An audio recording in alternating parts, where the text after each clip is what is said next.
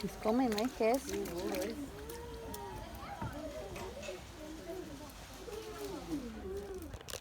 Ready, watch him jump. Yeah, would you jump? Jump like you jump at the same time.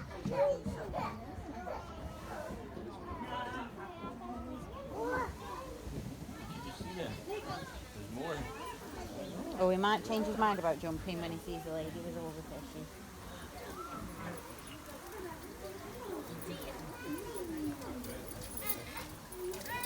Hiya. Hello. Come on then. Look at the bucket of fish, here's dude.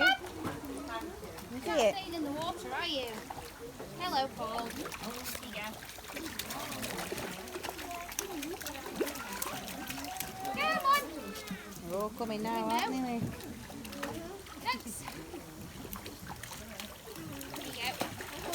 Come on then. Come on, Reggie Roo. Oh, you lazy. You lazy. Here you go. Come on then.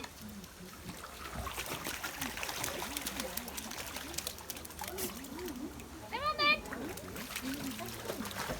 Oh. It just takes them a while to get their confidence. So you just have to kind of coax them over. Except for these guys are fine.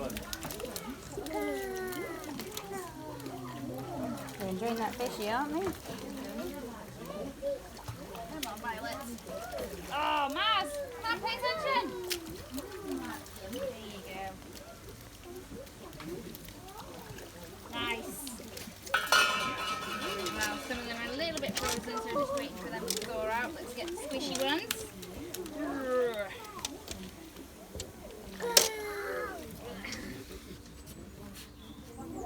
You see all them fish?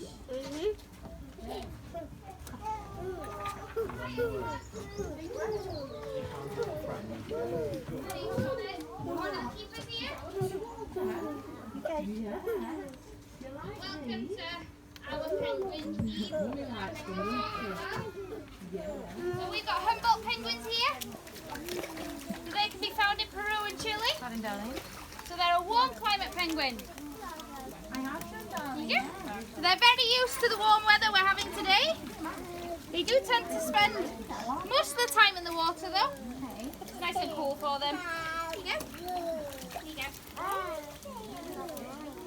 So a couple of things that help them. They're much better on the water than they are on land. They're very clumsy on land.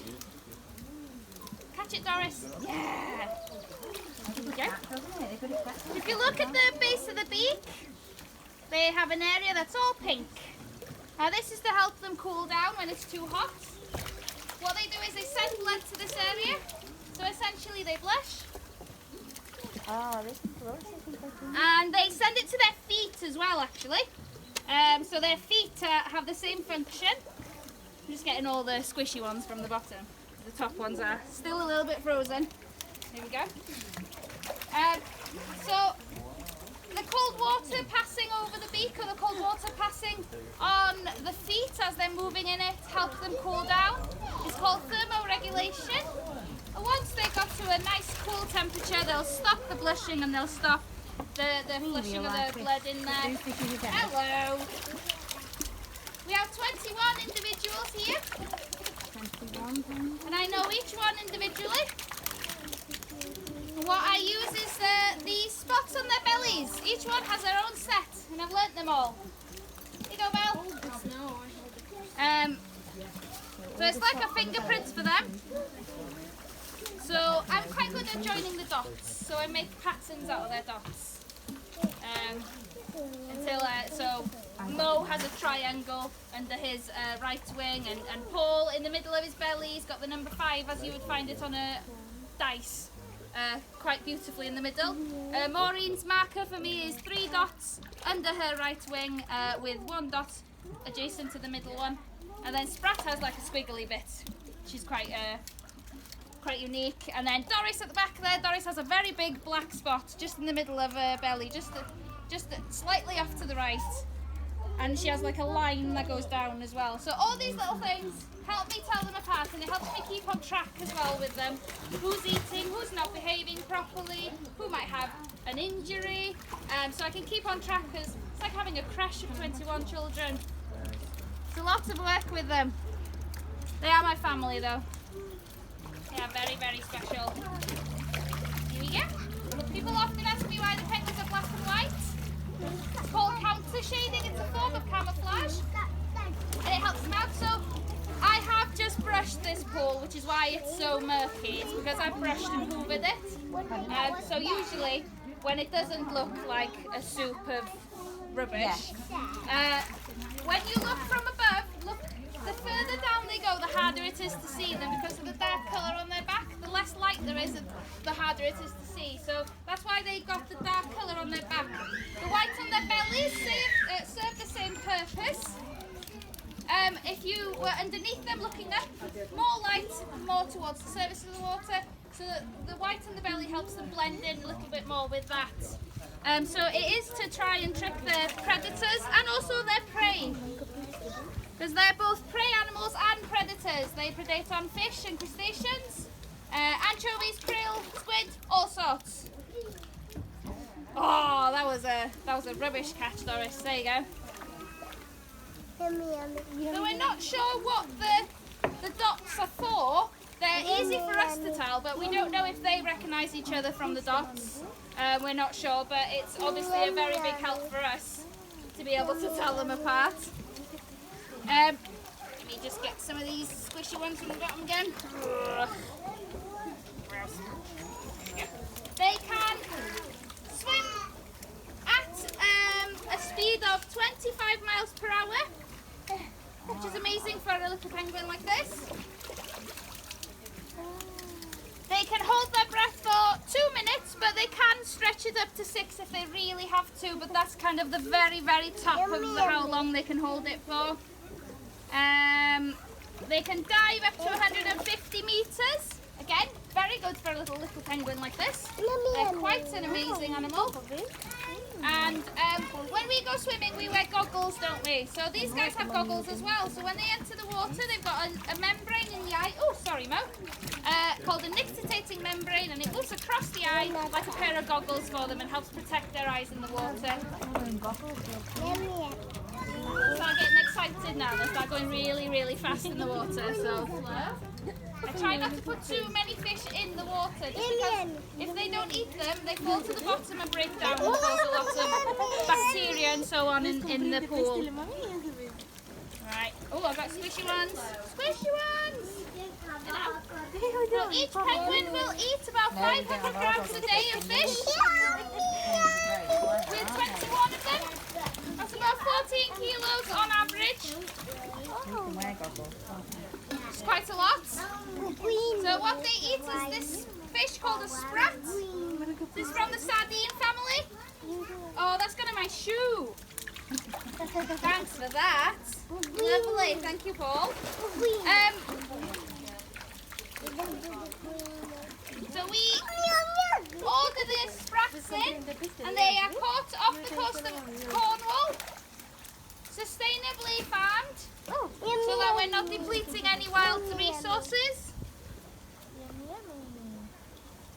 They absolutely love this, and it keeps them healthy, so we're not going to change it. We're not going to try and introduce anything else into the diet. They're more than happy on this, and they're more than capable of living on just off this. But we have tried in the past, and you guys are collectively picky.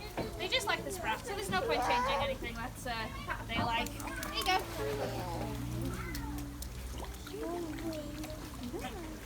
How hungry they are depends on the time of year as well. Naturally, if they're getting ready to have chicks, they'll be eating a lot to sustain both them and their chick. However, has anybody been here in the summer?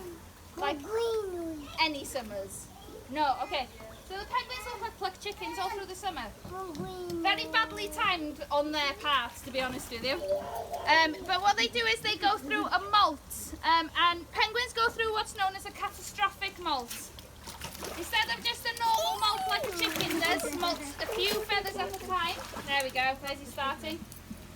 These guys do a catastrophic one. And as the name suggests, It's quite catastrophic. It's a very uncomfortable time for each penguin. They lose all their feathers in one go. And after 10 days, it takes them 10 days to go through this molt. So 10 days of them losing all their feathers. They don't eat during this time as well. Just because in the wild, if they try to go into the water while they're going through their molts, they would drown because the water is so rough.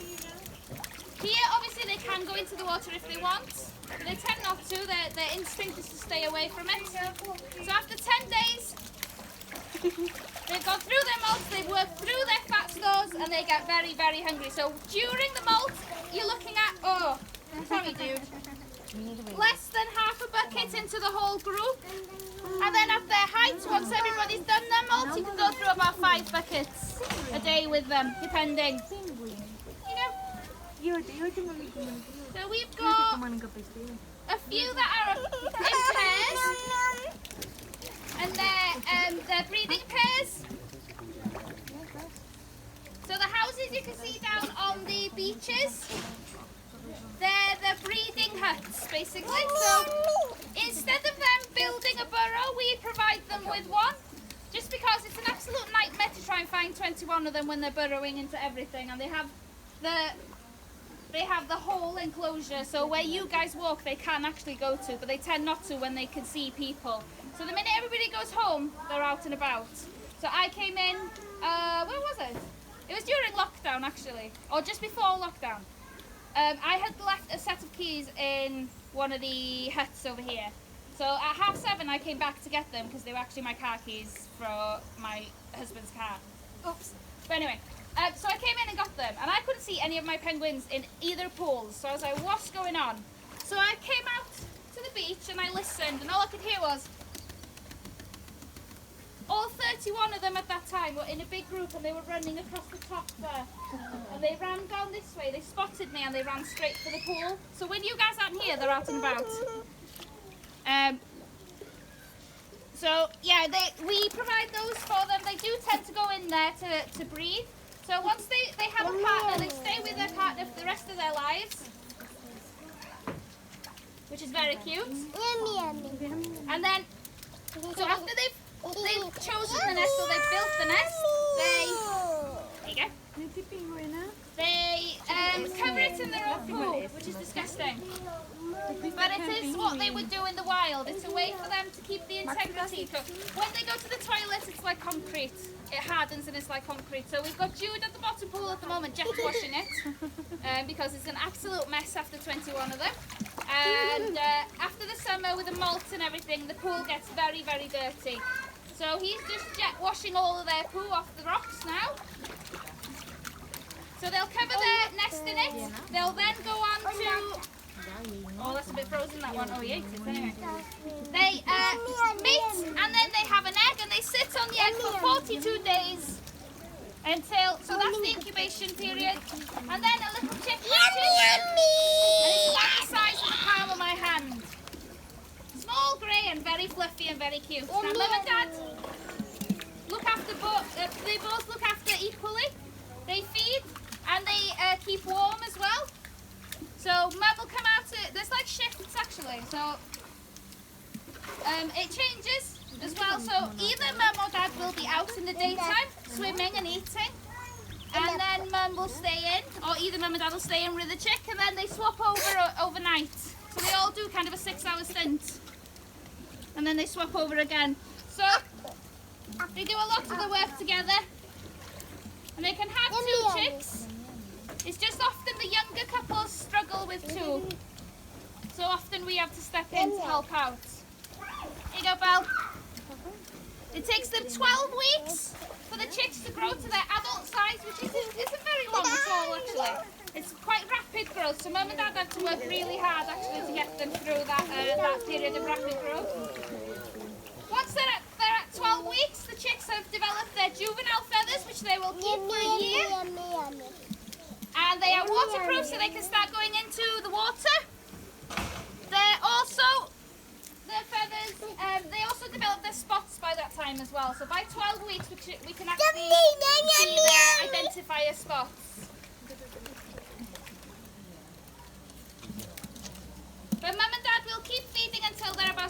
old. And then they start turning to us and turning to try and get some fish off us. I was very lucky last year to teach all 4 of our chicks from last year how to eat fish, which I'm very proud of. One of them even sang to me as if I was his mother.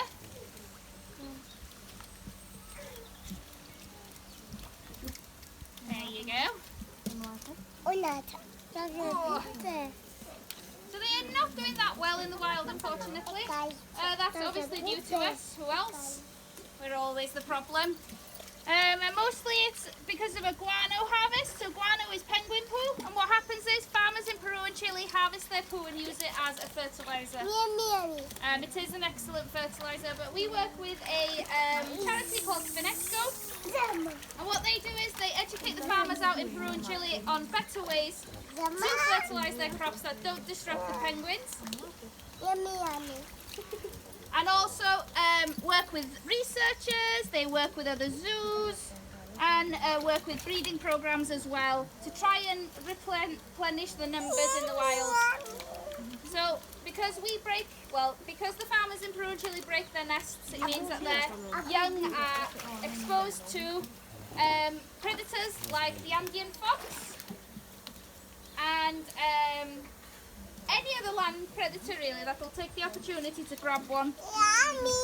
They also, they're predators in the water, large marine mammals, whales, leopard seals, animals like that will predate on them. So they just become more obvious because we're messing with their food chain as well.